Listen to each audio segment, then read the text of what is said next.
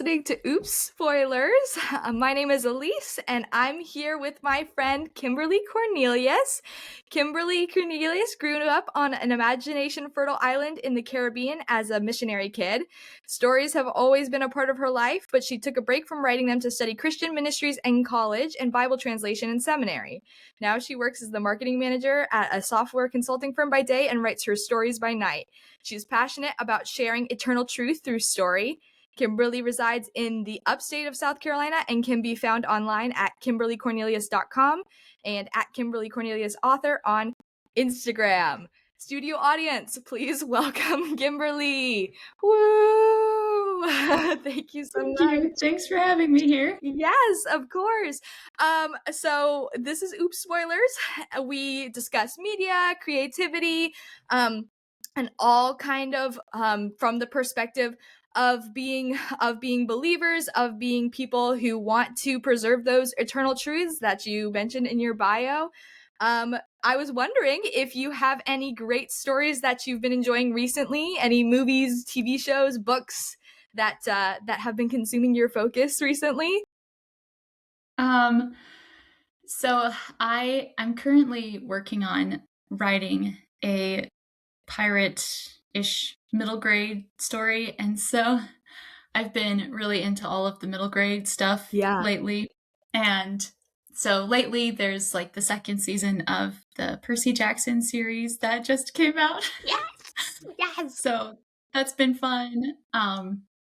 Yeah, that's the first thing that I've just been watching. I just watched those episodes last night, and I was talking about it because it's interesting. I think with the original Percy Jackson movies, people were very hung up on like not being accurate to the book or whatever, like me included. But like for whatever reason, the TV shows, they're making some different choices, and but I'm like okay with it.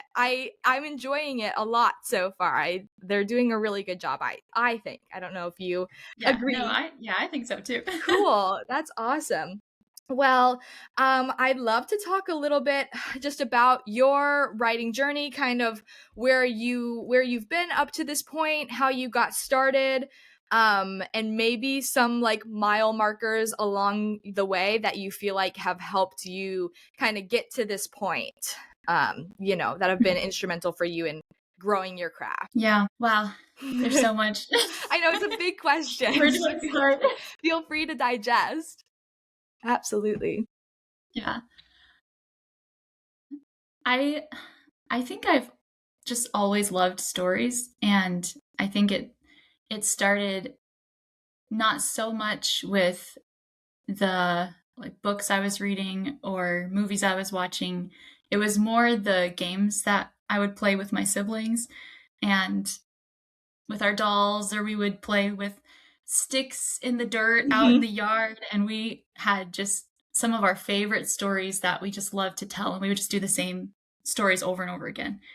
So I think that's where it all started. I have some very imaginative siblings. But then when I was a young teenager, 13, 14, I started to dabble in writing my own stories. And I had written by hand a few things before that. But I had a laptop that I could use, and I could type them up very officially.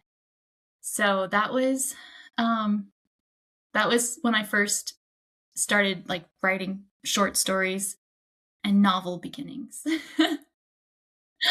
Yeah, which were only like 3 pages, but you know what? But it's a start. I know. I've been thinking recently about like the beginning of my like author journey, and I feel like I probably was 8 maybe, and we had one of those monster computers, like the old like desktop ones that are like 2 feet, like 2 feet from the front to the screen to the far back of it. It looks like a small TV. And it just, I was typing my little stories about my little wolf princess who slept in a dog bed and wore a little dog collar. She was not very wolf-like, but that's all right. She was trying her best, as we all are.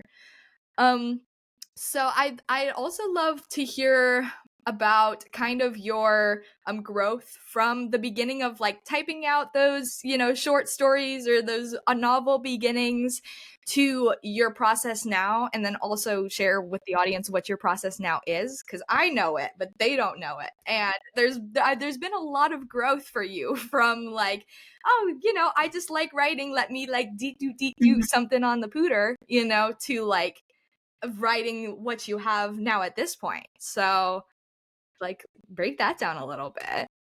Yeah, it definitely did not happen overnight, and Yeah. um, but from the initial interest in storytelling, I wrote random little things throughout high school, and I loved writing. I loved storytelling. It was something productive that I was internally motivated to do, Mhm. and I'm not internally motivated to do a lot of things that are productive. So, um, but I got to college, and I initially started out as an English major because I was wanting to write. And I thought if I study good writing, I'll be a good writer. And I ended up switching to Christian ministries my sophomore year. And I took a creative writing class my sophomore year just for fun. And it was my favorite class I'd ever taken.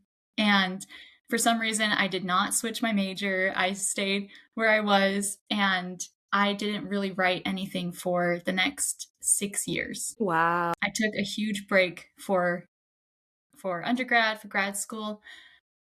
I still loved stories, but they didn't feel like something that I could that made sense to do with Mhm. your life, like, Yeah. writing stories. Um, so yeah, so I took that huge break and I focused on serious things. And then when I was in grad school, though, writing was still like hovering. It was always just hovering there. And I joined a group called the Young Writers Workshop in grad school, and it's primarily for younger writers ages 13 to 25. So I was on the little tail end of the of young writer. The cusp. And I started because of that, I started a nonfiction blog. And I would never have been brave enough to just go out and do that myself. But I learned how to do that through the Young Writers Workshop. And all of my connections, my friendships with them were all nonfiction people. But as a part of the community, I had access to all of the fiction training that they had. And so even though I was like, I'm writing my blog once a week, I have my nonfiction thing I'm pursuing, kind of devotional types of things, Okay. but I was devouring all of the content in all the fiction content in their library, all the videos and blogs and things, because that's just where my heart was. And I didn't even fully recognize, like, oh, maybe I should be doing that. Maybe there's a sign in here somewhere for me. So I had but again, I was pursuing missions, I was pursuing Bible translation, and I got to the end of grad school, and in my mind the plan would be to just power into that, just go straight, start doing deputation, get the training, more training that I needed, and get on the field. And that was 5 years ago. And at the time, I was looking ahead, and my 5 year plan was to be on the field doing that.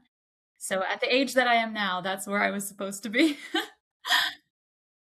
And that didn't happen, obviously. God put a weight on that my timeline. I was like, this is what I'm going to do. And God said, no, wait, stop, close the door for a season. And I thought, um, I ended up working in town for my older brother, and I was in a job that I didn't feel qualified for. All the marketing stuff, I hadn't really studied that. I had a business minor, but I felt very, very unqualified.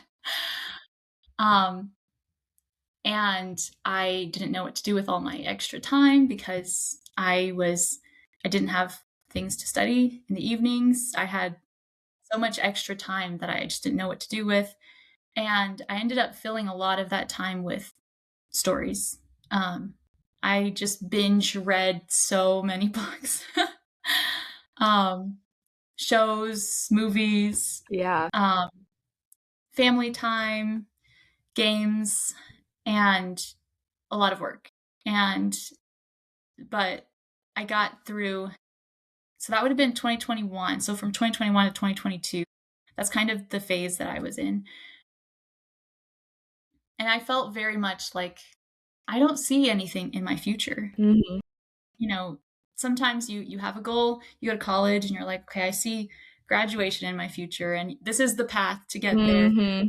And for so long I'd had a path. I had the syllabus for each class and the the class schedule for each semester, and I just there was no plan. I was like, am I just going to spend the rest of my life working from 8 to 5 and then going home and reading books? Mhm. Is that going to be my entire life? Yeah. um and so in 2022 though, I think largely as a result of having the space to get into stories more and just with the reading and everything I was doing, stories started to come back to me, like my own stories. And I started to daydream and like write things down. And in 2023, I decided I'm going to pray for this entire year on almost a daily basis about missions and Bible translation because I need to stop being on the fence. I need to Mhm. commit. I need to move in that direction. But there was such a like a pause in my heart, in my spirit. I don't know how to describe it. There was a hold there. Like whenever I would think about it and think about pursuing it, there was like no. Yeah. um, but I felt like it was what I should be doing because I had studied it, I had the skills, and so I was going to just pray about it and make a decision. I was tired of being on the fence. Mhm. And I was like, I need to make decisions and take steps and start moving in a direction. And that was one thing I was praying about. And I told people I was praying about that. But the other thing I was praying about that I did not really tell people until the end of the year was I was praying about writing. Mhm. And so the entire year I was praying about missions and I was praying about writing. In March of 2023, I was having I was with a friend celebrating her birthday and she we started talking about writing and she knew that I loved writing and she challenged me to write a book for her next birthday. So basically 1 year to write a book. I had never written an entire book. The farthest I think I ever got was 6 chapters when I was 14. Oh my goodness. And so yeah, she challenged me to write a book and but she was going to write me a short story. My birthday's at the end of April, so she was going to write me a short story for my birthday in a month and I would have a year to write her a book. So I thought I would be off the hook.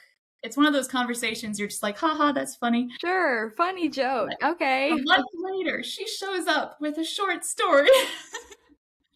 It's so good. And I was like, oh my goodness, you put a lot of work into this. And this is a legit short story that has characters and plot and setting and everything is here. And now I have to write you a book. And I only have 11 months to do it now. Oh no. Oh So no, we had a year and then a month. we procrastinated. I'm a really good procrastinator. Uh, I'm a really bad So, procrastinator. oh It's, yeah, but I think it's a common thing for most of us. yeah. But I got through the summer and I still hadn't started her book. I kept putting it off. And at the end of the summer, I had read a dystopian series and I read a World War II historical fiction Mhm. series. And I was so fascinated by the underground resistance in Europe during World War II. And I loved the dystopian vibe and Yeah. setting. And so that was what inspired my first book. that I was like, well, I'll write. And my friend is a nurse. So I Perfect. wrote The Healer Prince, my working title for my first full-length novel. And that one, I sat down in well, there's so many little steps. I don't know how many little I know. steps you want to hear about, but I mean, hey, we've got time. I say okay. go for it. Like, I had I'd been brainstorming it and trying to figure it out, and I read, what did I read? I think I read The Anatomy of Story okay. before I wrote it, and I was trying to figure out how to tell a story and how to make sure that all the pieces were there and it was well paced. And so I read that, and I read another book, and I was trying to pull those two pieces together. And oh, I missed an entire chunk of my training. No, I'm go just gonna back. like back up. We gotta really. We're even on a podcast. I can't believe I forgot this. I I know. went to Podcast University from like 2021. I'm still in it, but not as aggressively. But I say I went to Podcast University because I listen to so many writing podcasts and on the publishing industry, writing, craft. Mm-hmm.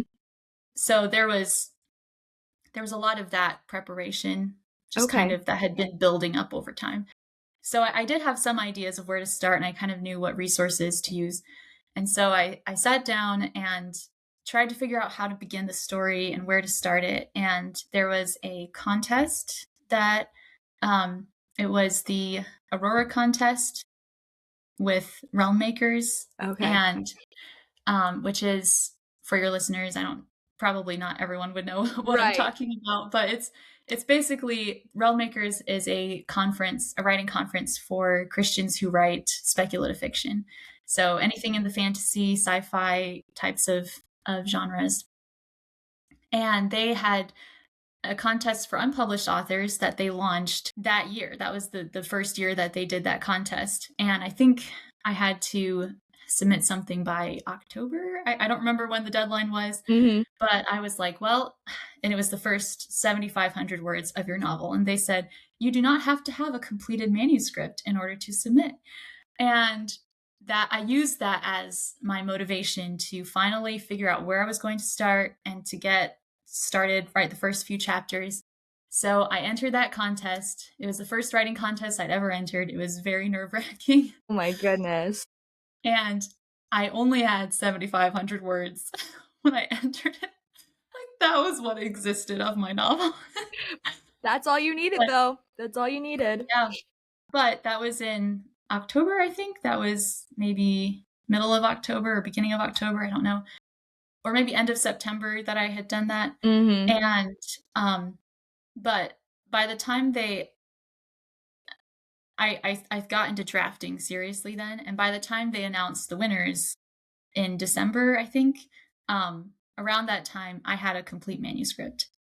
So I had just cranked it out. And Wow.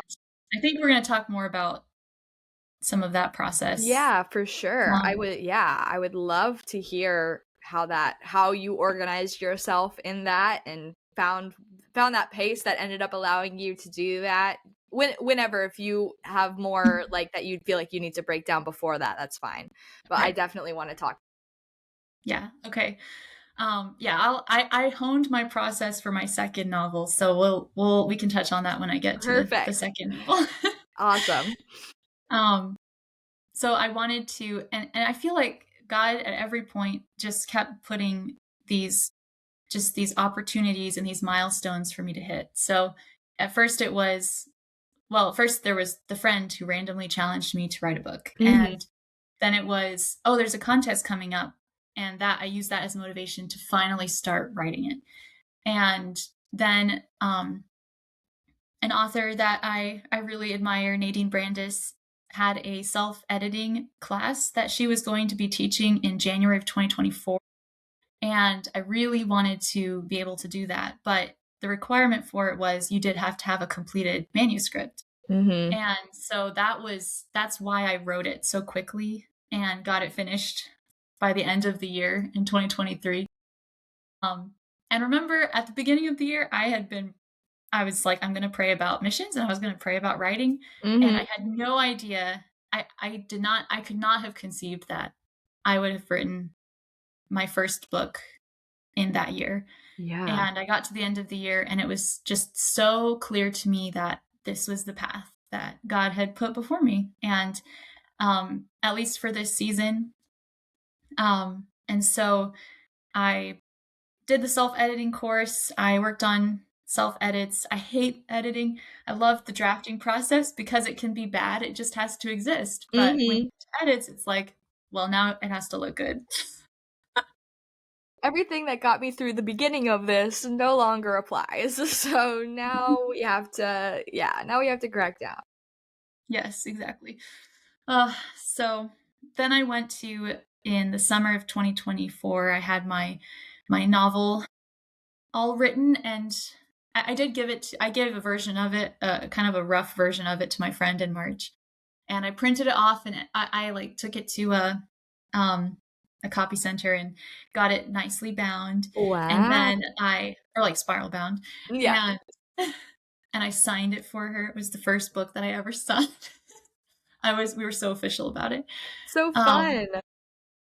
but then I went to my first writing conference in that summer. I went to Realm Makers and I pitched my book to just a random publisher just for practice. Like I was seeing all of this as practice. One of the Mhm. podcasters that I listen to a lot is Thomas Umstattd, and anyone who's listening who is interested in learning about the publishing industry should definitely go check out his two podcasts. He has the Novel Marketing Podcast and the Christian Publishing Show, and they're both so good, so much good information. But he always says that you should not publish your first book first. And I was like, well, but I love my first book, and I think it's pretty good. I have heard a little bit of the plot and everything about it, and I stand by thinking that that sounds like a fantastic book that I would love reading. So I do hope one day it gets published. But Thomas Umstattd, is that what you said his name is? He Yeah, says we yeah, can't publish it first. So yeah. I guess we So have to keep writing books. gotta listen to him. No. Yeah. But so I knew in the back of my mind, okay, a lot of this is practice. This is my first conference. This is my first book. This is my first time pitching. So this is all practice. And I did get a manuscript request out of that pitch appointment, and I sent it to them, and they rejected it. But I didn't really feel it Mhm. because it was just practice and it was just Yeah. kind of for fun. And I didn't know much about that publisher. I wasn't that interested in publishing with them. Mhm. So then I'd had an idea, and this idea I actually had back in 2022 for an allegorical fantasy, and I had started doing brainstorming on it, and I loved that story, but I knew I'd been listening to all of these podcasts, and I knew that probably my first book would not get published. And I loved it so much, I did not want it to be my first book. So I had put it off. And then in 2024, I was like, well, I've written a first book already, so maybe I can come back to this other story idea. Mhm. So I started brainstorming it that summer and I planned out my drafting schedule. I decided how long the book was going to be and when I was going to write it and put it on the calendar. And I wrote my 86,000 word rough draft of that manuscript in 6 weeks, from like the second week of November to the third week of December. Oh my goodness.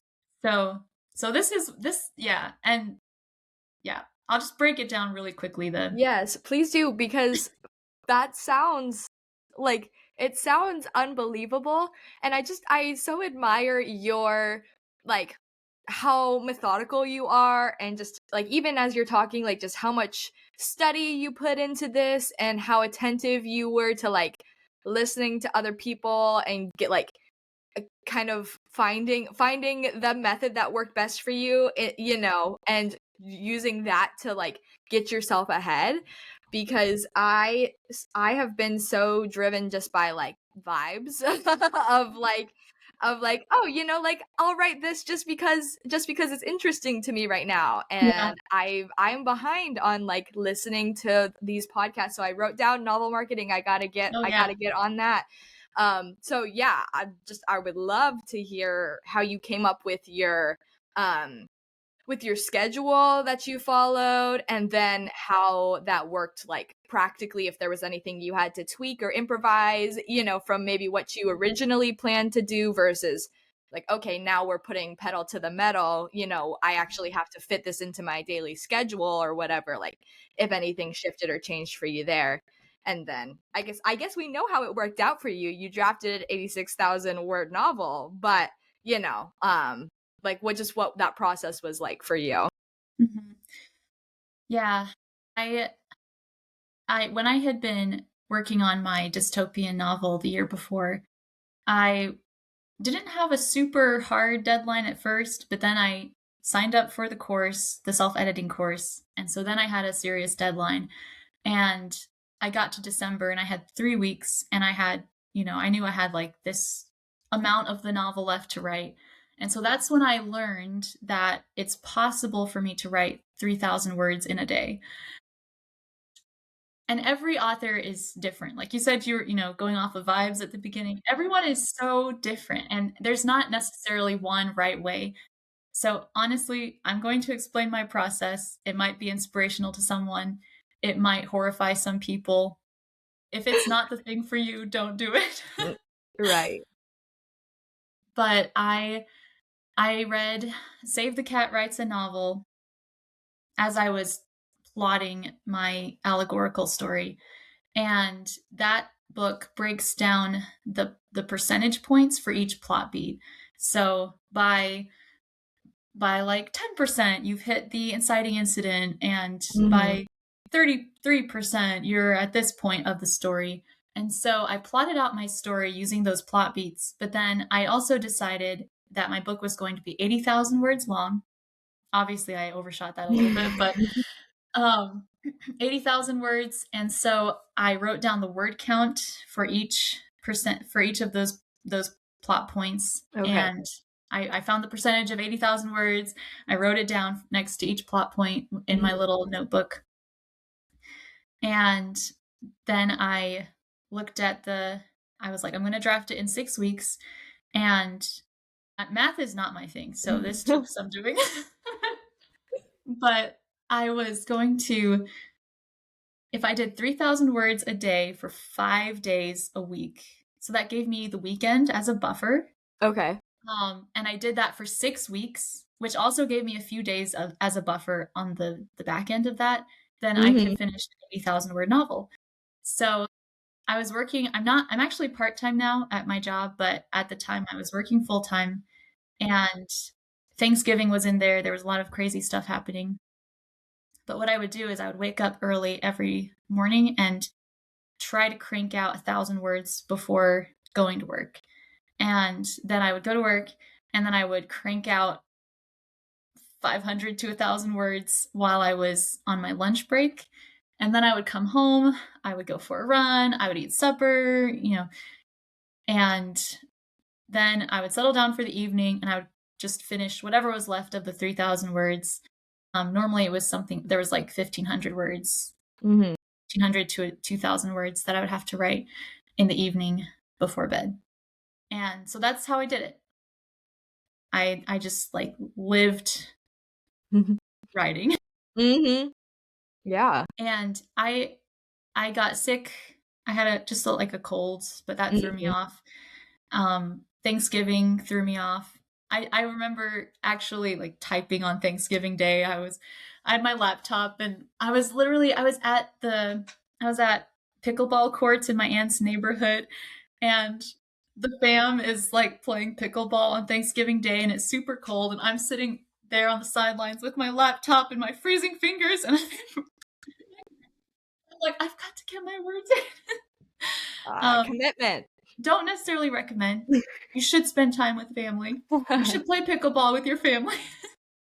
Every once in a while, at least. Yeah, On Thanksgiving, I do maybe. once every 5 years. I'll Yeah. join them for a pickleball game. Mhm. Um, And but at the end, I realized that it was going to be longer than I thought, than I planned, and I was also a little behind. So the last 3 days, I cranked out like 5,000 words a day, 3 days in a row, and that finished it. And so that's how it happened. I put it aside, and then that was a year ago. I finished drafting it a year ago, this December, and then I got into 2025, and this was the year of like, I feel like there'd been so much exploring up until this point. Mm-hmm. There had been, I was very serious about pursuing writing as a career, but I hadn't taken a lot of very serious steps in that direction. And 2024 was when I really realized, like, yes, this is definitely what I want to do. And 2025, I was locked in, and it was like, we are pursuing this. I had my manuscript. I was working on building like my author platform on Instagram and my newsletter. I went to 5 writing conferences, which was a lot, and I probably won't do that again. For that 1 year, it was great. Yes, no, I Yeah. loved it. I joined a local writing group. I joined Mm-hmm. 2 local writing groups just to get the critique and Yeah. the have the writing community and get feedback. So like all of these things were happening kind of around end of last year, beginning of this year. Mm-hmm. Yep. Wow. Yeah. So that's awesome. I oh, I just love I love your story so much because um I think it's so cool, like the how you have grown so much and like just felt like found that passion, even like even in spite of a- and it's not as though like if you had, locked in and gone to the mission field, obviously that's an amazing fantastic thing. So it's so interesting, to just see the way that God like guided you and just made so clear to you like these opportunities and just the people he put into your path to encourage you to say, like that's a beautiful, lovely, obviously very gospel, very gospel upholding thing to do, is Bible translation and mission work.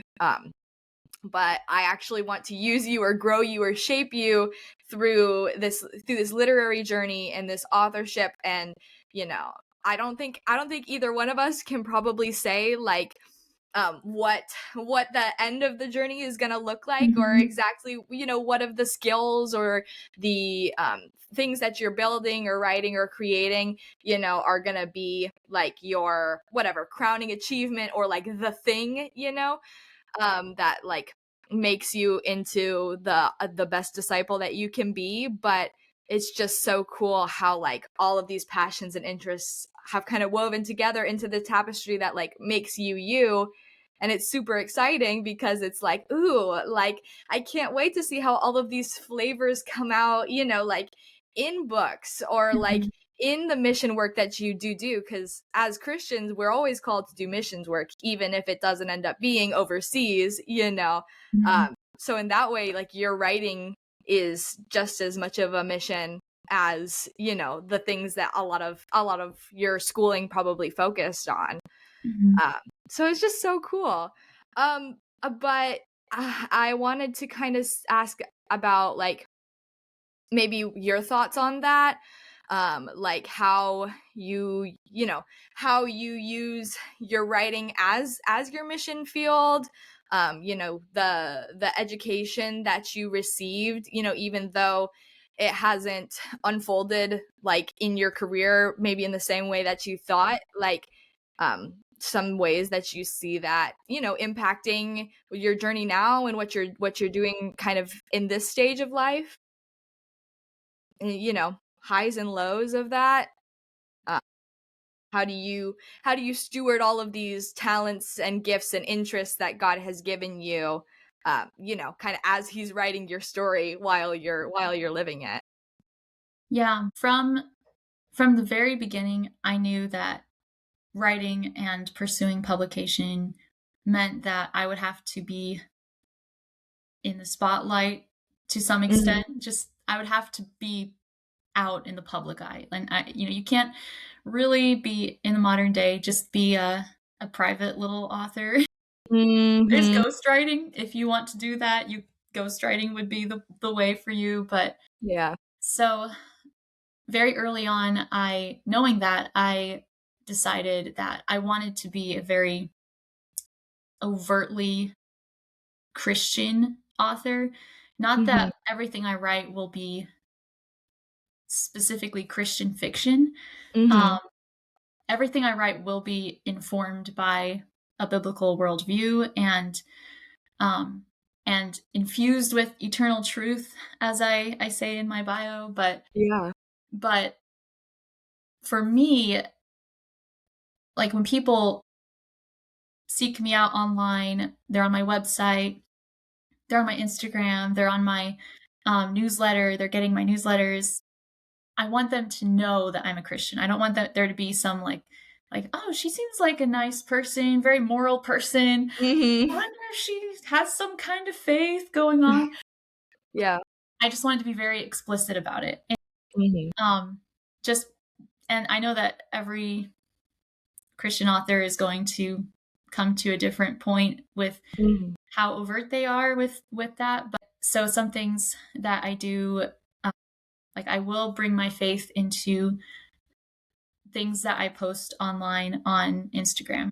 Mhm. And I I want I like God is the one who is writing my story, and everything that has I don't want to be I can't even talk about my author journey without pointing out that he's the one who's doing it, because I know that I'm not the one doing it. Right. Um, and the stories that I write are about in the speculative realm. There's so much of you can really highlight the power of light conquering darkness, Mhm. but it's not just nebulous light and nebulous darkness in the real world. And I want Mhm. that to be clear. I want to be clear that no, Jesus is the light, sin is the darkness. Um, our separation from God is the darkness. And so those are some things I do. In my newsletter, I have a reflections from the word section where I just share something. And sometimes it's more tied into something in my writing life that's going on and Mhm. just a scriptural application to that. Sometimes it's just completely disconnected, but it's something that I had been reading recently or in her, had been coming up in sermons or things, just things that are on my mind with scripture that I want to share my thoughts. And like I think some of it goes back to, even though I love fiction, and this is where my heart is, but I also have this seminary training, and I Mhm. had my devotional blog that I posted on for about a year. And I do love that devotional writing. I love writing to Mhm. the souls of my readers, not just their imaginations. Um and the imagination is like the back door to the soul, you know. Um Right. so like being able to combine those elements in order to really um to just be able to reach the hearts of my readers. I'm not published, so I but that's even as an unpublished author, you still have influence, and you still have readers, you still have people who are following you on social media or on your newsletter. And so knowing that, like not knowing what the future looks like, Mhm. and where it will all go, I knew that I definitely, like starting out, I wanted to be someone who people connected with storytelling and faith. Mhm. Yeah. And I think that's a beautiful marriage of things. And it can be difficult sometimes, like to find the balance or to find exactly where, like, where God's calling you to fall, you know, because I think sometimes different approaches can reach different people, or you know, like they say there's a certain amount of times that most people need to be exposed to faith, to God, to Christianity before it impacts them, you know, in the way that God intends it to. um and so sometimes, you know, I think like even if every Christian author's application or their style or the way that they express their faith might look a little different, we all called to do that, and you never quite know, you know, like um how you being faithful to that calling is going to impact somebody, you know, because it might seem like a small thing or really a big thing.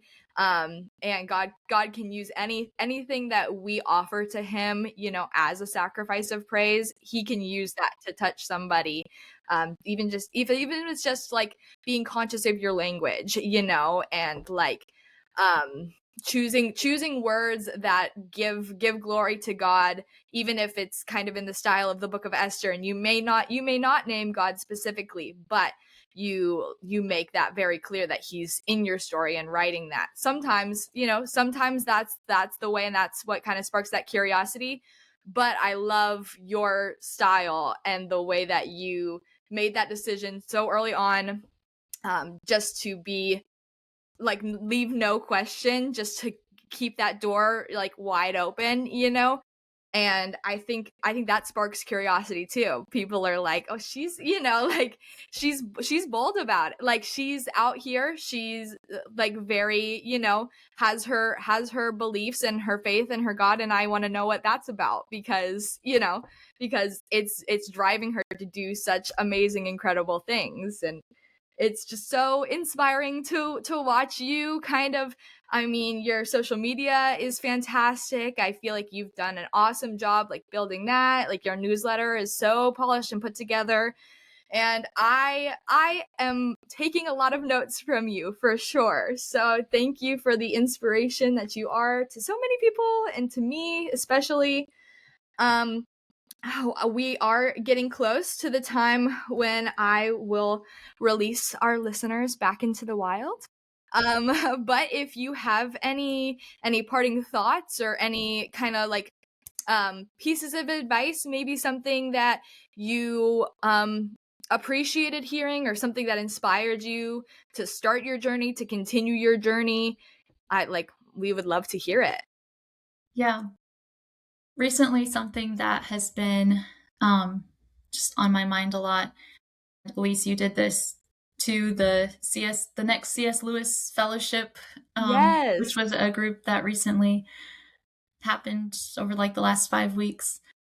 And one of the one of the lessons or things that we did with that talked about how there will be a harvest if you don't give up. And it's something that has been just that keeps running through my mind over the last couple weeks, how like every decision that I make today is a seed that I'm planting. And you can plant seeds of, well, you decide what kind of harvest do you want, and you need to plant those seeds. Um, so even just years ago, where I was starting to listen to all of these podcasts or joining the Young Writers Workshop, or they're not sponsoring this or anything, but um, They're just important. You should look them I'm just up. like, oh, like all these things that were part of my journey. Mhm. Actually writing, sitting down and making time to write, putting words on the page. All Mhm. of these are seeds, and in the moment they're very, very small and they don't feel very important. So like this week I have an ambitious goal to write a certain number of chapters. I'm already expecting it not to happen, but even if I just get one chapter written, it feels like Mhm. such a small thing. Just one chapter on a random week in December, maybe 1,200 to 1,500 words. And a lot of it could be changed in edits later on, or maybe it will be cut altogether. And it's like, well, what's the value of it? But Mhm. you can't like, you just have to focus on where are you right now and what seeds are you planting. Just keep being faithful to keep planting the seeds. You can't control the harvest, but you can know what kind of harvest it will be. You can't control how big it will be, but plant the seeds that will lead to the harvest that is the one that you want. And Yeah. ultimately, God is the Lord of the harvest, and so plant the seeds in faith and leave the results up to Him. Yeah, that is awesome. Well, thank you so much, Kimberly, for making the time to come on and to talk to us. That was insightful and encouraging for me, so I know it will be for all of the people. I would love, hopefully, as we kind of continue developing and figuring out what people are interested in, and how this podcast can best serve them. Hopefully we can have you back on and talk some more, because there is so much that even as we were talking, I was like, I wish I wasn't trying to keep this 45 minutes, because I want to talk so much more about all of these craft things, and like even the Young Writers Workshop and the C.S. Lewis Fellowship, like all of these awesome opportunities and resources that are out there for young writers.